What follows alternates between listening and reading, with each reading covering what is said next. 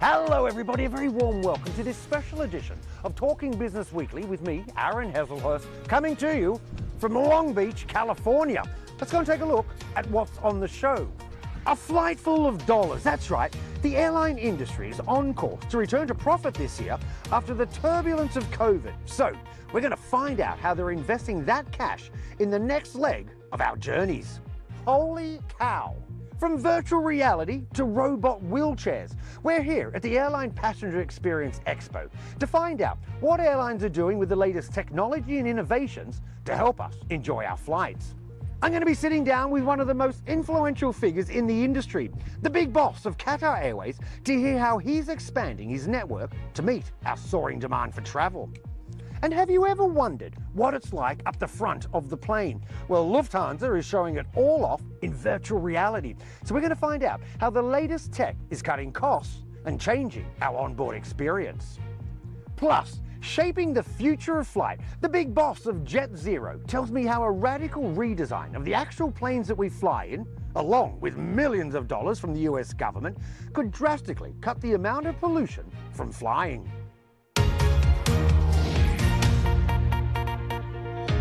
Wherever you're joining me from around the world, once again, a big hello and a warm welcome to this special edition of the show. Hey, you know, this is the year where airlines are soaring again. The industry, it's on course to make a profit for the first time since COVID, as demand for travel continues to rebound from the lows of the pandemic. Now, despite the delicate state of the global economy and the worries over inflation, the airline industry as a whole is now starting to think once again how to invest in the future to help us make the most of our flying experience. Did you know this year it's expected 4.35 billion passengers will take to the skies? That's almost 96% of the record number that flew in pre-pandemic 2019. And that return of demand, boy, it comes despite rising fares for passengers. You know, according to data from the travel website Kayak, global flight prices have risen 16% between July and September this year, compared to the same time a year ago. And that's helped some airlines to record profits. However, the airline body, IATA, that's the International Air Transport Association, says despite those higher fares, the average airline will make a profit of just $2.25 per passenger, as the rest of the money just gets sucked up by rising costs. And that's the big challenge, because in the last few months, we've seen a steady increase in oil prices. Of course, that's the #1 expense for airlines. There's also ongoing staffing shortages everywhere, from baggage handlers to pilots. And then there's the cost of moving towards greener aircraft. But despite the cost of living crisis, it's been leisure rather than business travel which has been feeding into this strong appetite for air travel in the post-COVID world. So, I've been catching up with one of the industry's most influential figures, the big boss of Qatar Airways. Akbar Al-Bakr, always a pleasure having you on the show. Good to see you, Akbar. And let's start with this. Last year, your airline brought in, well, more money than ever in terms of revenue, nearly $21 billion. You saw passenger numbers recover to, I think, 98% pre-COVID levels. But Akbar, if we look at the global economy, still in a delicate state. So I'm just wondering, how do you keep that success going? And what are the challenges, do you think, over the next 12 months that you're going to face? The challenges really that we are going to face is the supply chain. Still. The aircraft deliveries. Both Boeing and Airbus have difficulties with the supply chain, and they're not supplying the aeroplanes that we require. Due to the COVID, a lot of capacity was grounded, and those capacity has not come back. And until and unless that capacity comes back, a lot of airlines, minus Qatar Airways, will have difficulty getting to the 2019 level. And I just hope that the supply chain ramps up and we start getting our airplanes on time. You have heard recently the engine manufacturers have huge problems. Yep. You heard what Pratt told to its customers. So this is all due to the effects of the pandemic. We are desperately waiting for aircraft deliveries in order for us to be able to start expanding the network. The delays will continue for the foreseeable future. Let's go back to those record revenues, that record money, as I said, almost $21 billion. But profit was around $1.2 billion. And if you look at the percentage, that's about 5%. I'm just wondering if that's the problem with the business, not your business model, the airline industry model, that you have to work so hard, spend so much just to tweak out a little profit. People underestimate how difficult the aviation business is.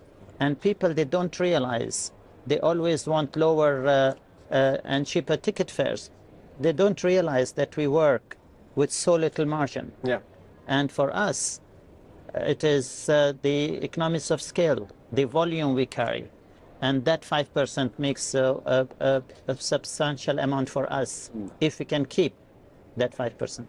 You mentioned airfares, people always wanting lower airfares. At the moment, we know globally airfares are very, very, very high. And despite the cost of living crisis, the demand, as we've been talking, the demand is there. But Akbar, are there any signs that airfares will eventually come down? And I ask that because IATA says no, airfares are going to continue rising to pay for a greener industry.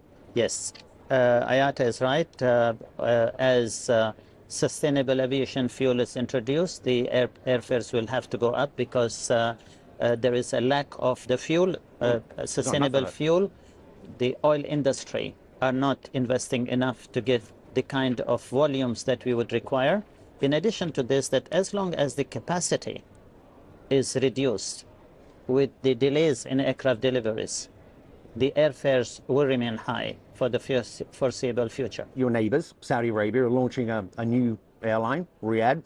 Also, of course, you've got existing customers, you've got Emirates, you've got Turkish Airlines. I'm just wondering, Akbar, what do you think will be the deciding factor for success? I mean, is it price? Is it onboard experience? And is there enough demand for all of you, do you think? Yes, I think the demand is there. Right. There will be demand for any new entrant that will come into the market. I also feel that the customer will pay the fare against the product that you're offering them, against the quality, against the standards. Talking about Riyadh Air, I wish them all the best. Not concerned at all? Not concerned at all. I mean, I still feel that there will be a room for us to work with them, to exchange passengers onto each other. Saudi Arabia has also the two most important religious sites for my religion. All over the world, we have hundreds of millions of Muslims that want to travel to Saudi Arabia. So I think there is demand for another airline in Saudi Arabia. So we've been talking about your expansion plan, but you've been rejected an increase in flights to Australia. You want to increase your flights to the 4 major cities there. The government has blocked you. Well, Akbar, what is going on down under? Because some people say it's almost like they're blocking you to protect the national carrier, Qantas. Aaron, I would prefer not to respond to this question of yours. There is an ongoing Senate inquiry in Australia. And I don't want to preempt anything what they're trying to do. They're trying to exactly find this matter out. So I will hold my comments. We've touched on sustainability. Look, we know Akbar, every airline CEO is talking about sustainability. But let me ask you, what concrete steps has Qatar Airways taken to become greener? And does it make business sense? Because not long ago, you actually came out and said you don't think it's realistic that the industry is going to hit its target, which is net zero by 2050. I'm saying it again. Yeah, right. Now, first of all, there need to be established the volume of SAF you will need by that time. Sustainable aviation fuel. You also know which person in the industry. Will it be Shell? Will it be BP? Will it be ExxonMobil? Will it be Phillips Petroleum? Will it be Conoco?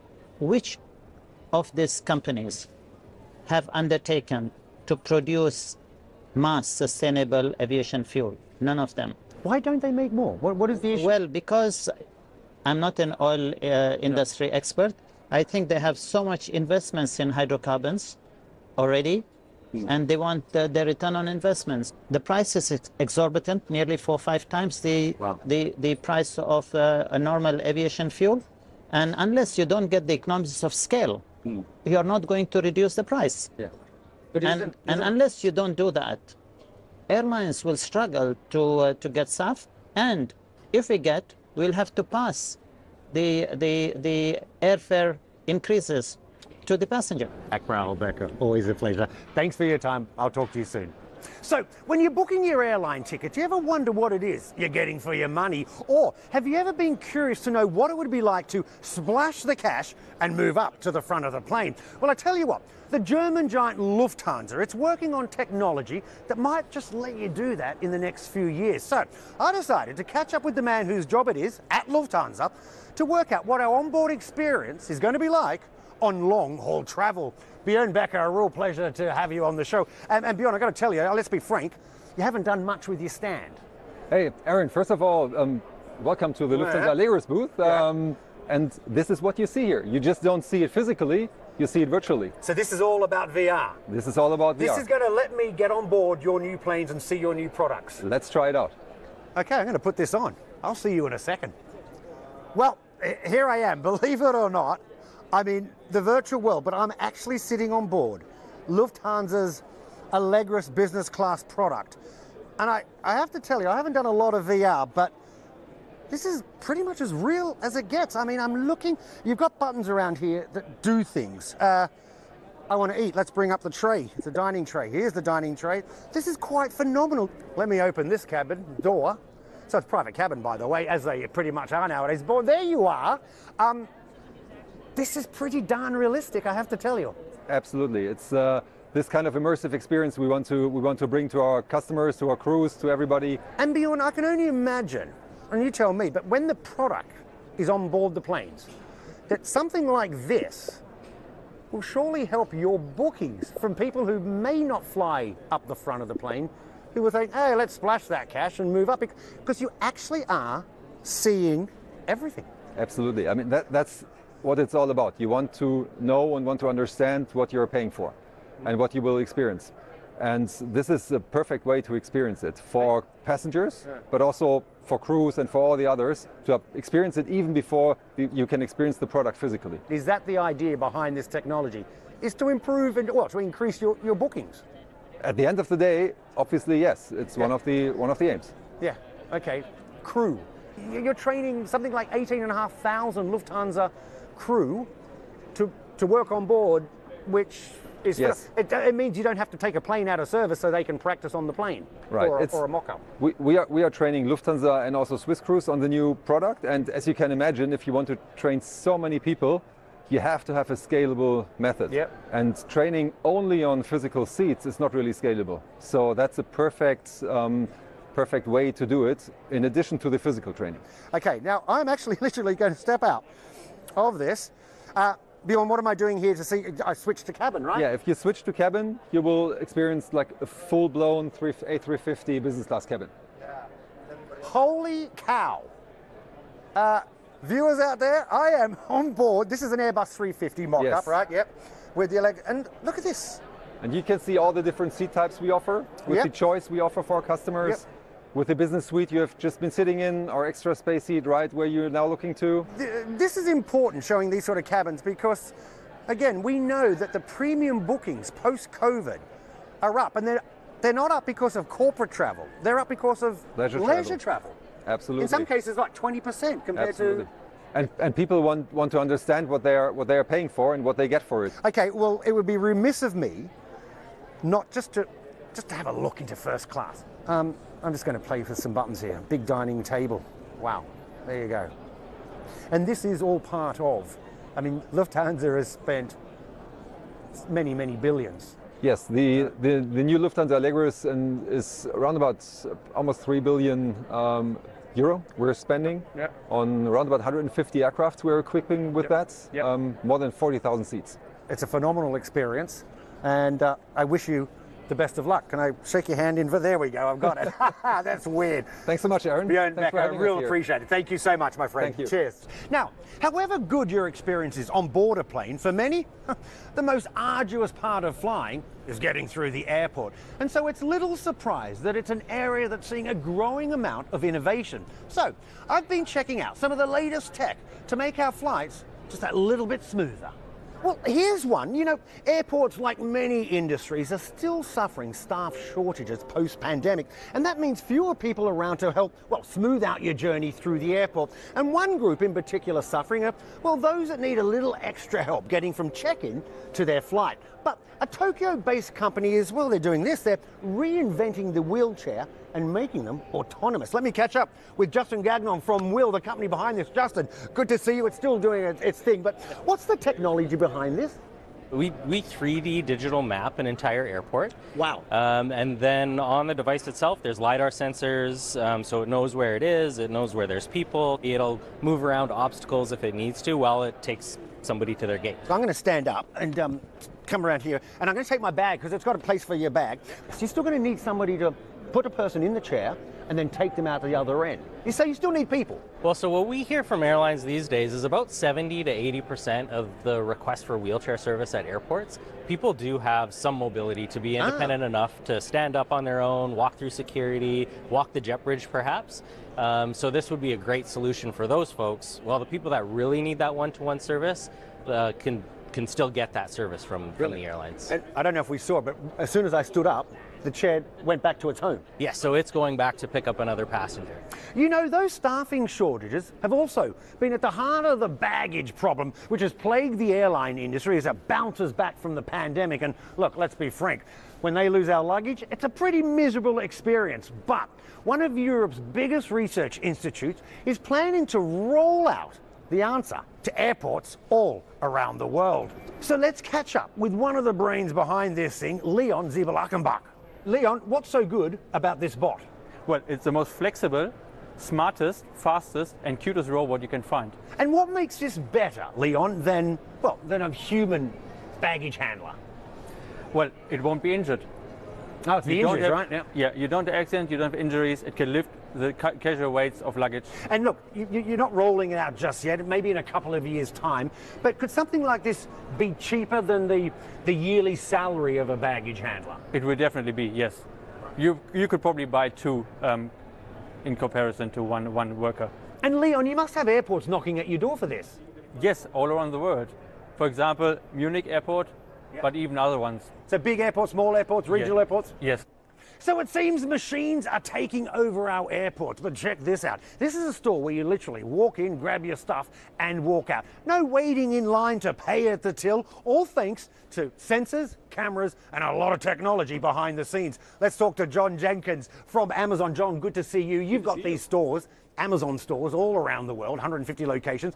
But what makes this a good idea for an airport? Well, people want to get in and out of these stores quickly in an airport, and people can get in and out of one of our stores with what they need in under 10 seconds. No. Yes. When you exit through the exit gate, we get your receipt right and charge your credit card. Do you know, when I first saw this idea, the first thing came to my mind, duty free. This would be a perfect solution, in and out quickly at the airport. Want to grab something, don't have the time because I know I'm going to line up. This would be a perfect solution. It'd be great. Like, we can support almost any type of selection you'd want to sell in a store, and if people want to get in and out fast, we're the perfect solution. Is duty free going to happen, do you think? Well, we'll have to wait and see. Yeah, and just to be clear, this is not Amazon labeled stores at airports. This is you selling your technology. Correct. We provide the technology to companies like Hudson and WH Smith, who operate the stores just as they would normally. You know, ever since the first commercial airline took flight more than 100 years ago, aeroplanes, they've pretty much looked the same. A tube that we all sit in, wings attached to the side and a tail up the back. But a radical redesign is in store.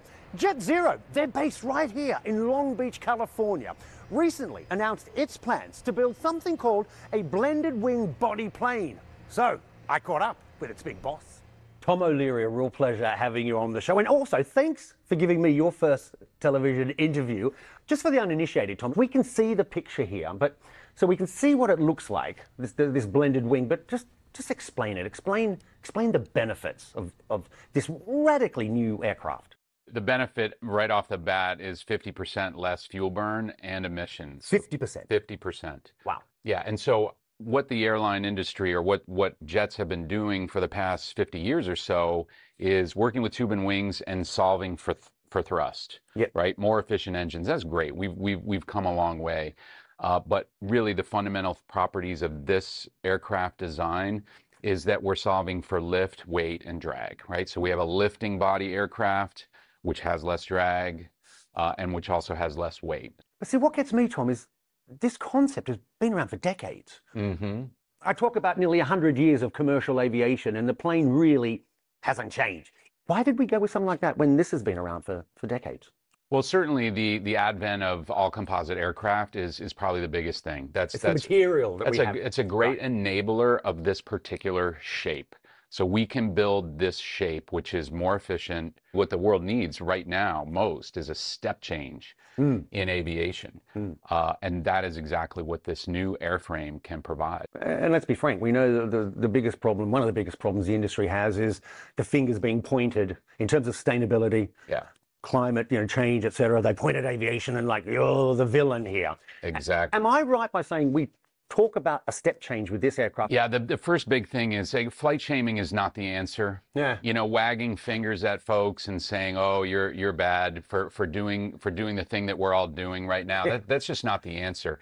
The answer is innovation. Hey, let's offer technological solutions. That's really the answer. Well, if you're talking about the possibility of 50% savings in efficiency and fuel burn, Yep. I would only imagine, are airlines just knocking down your door? Absolutely. We're talking to all the major airlines globally because 50% has just not been on the That's table. unheard of. They're used to ringing out a percentage point or two based on their configuration. So they're absolutely interested in this and seeing what it can do for their networks and what it can do for their operations, for sure. I want to know. So I'm going to, without damaging it, pick the model up here. Mm-hmm. We can see in the picture here. You've got the windows. Mm-hmm. But so what? The passengers sit along here, and then inside the guts of this plane. Without a window, obviously. That's exactly right, for sure.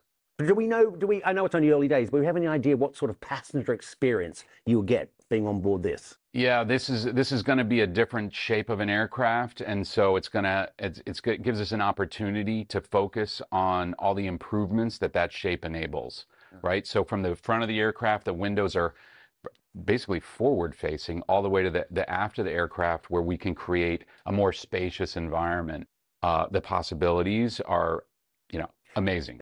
I mean, it all sounds very promising. Let's talk about the reality of it. Where are we at? So what, you've got to build a prototype. Yeah. And then what? I mean, when's it going to be in the air? Yeah, so first step, we're working with NASA and the Air Force to build a full-scale demonstration. We're entirely focused on demonstrating the capacity for performance with this airframe at full scale. That's a 4-year program. 2027, we fly that plane. A prototype then. Exactly. And then certification and scale to manufacturing. Bring it to the market, right? That's how you address it. And very recently, Tom, you received what was it, $235 million investment from the U.S. Defense Department and the Air Force, right? Yes. How important is that money? Because I'm wondering, could this project go ahead without that sort of public money? Well, it's more than just the money is fantastic, of course, right? I mean, investment, the capital needs of a program like this, we need that. But it's more than that. It's really the expertise and the interest and the ability to help us with this scale and the solidity of a program. The Air Force is just a phenomenal partner for us. What you've done here in this photo is you've connected the airport bridge. You've shown an airport bridge connected to the plane, because a lot of critics will say you bring out a completely radical new plane and it's not going to fit into the current airport infrastructure. And that'd be a big block to get this, going. But you're building this to fit in with the current airport infrastructure we have today. Really, even on a wider perspective, there's a highly optimized system that air carriers operate, right? So they want solutions that are operating at the same speed, the same range, the same passenger capacity, the same runways, taxiways, gates. The entire system is very highly optimized and runs on narrow margin. So our target is to fit within that system with little or no alteration to the way things operate today. Quite possibly, one of your biggest hurdles could be Airbus and Boeing, because they're not really, they've tinkered with this, but they're not really in this space. Sure. Well, they have their own problems and challenges that they're dealing with, and they need to sell what's on the lot, and that's fine. Whether or not it's successful is incumbent upon the efforts that we are in control of. Ultimately, this is going to be good for the entire industry, including them, right? This is a transition.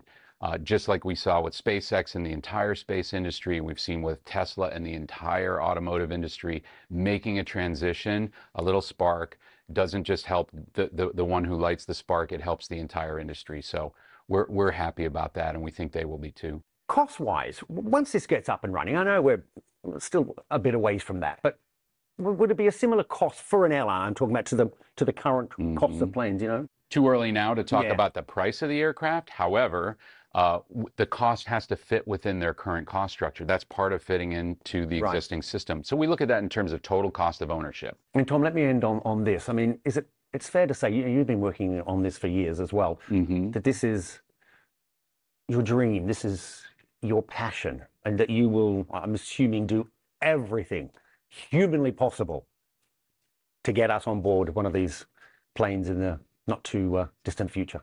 It's really a treat as a founder of a company to not have to be the inspiration. The mission is the inspiration. Yep. We're bringing people into this team because this plane and this mission are inspiring, right? So that's a really unique thing that helps everything that we're doing here.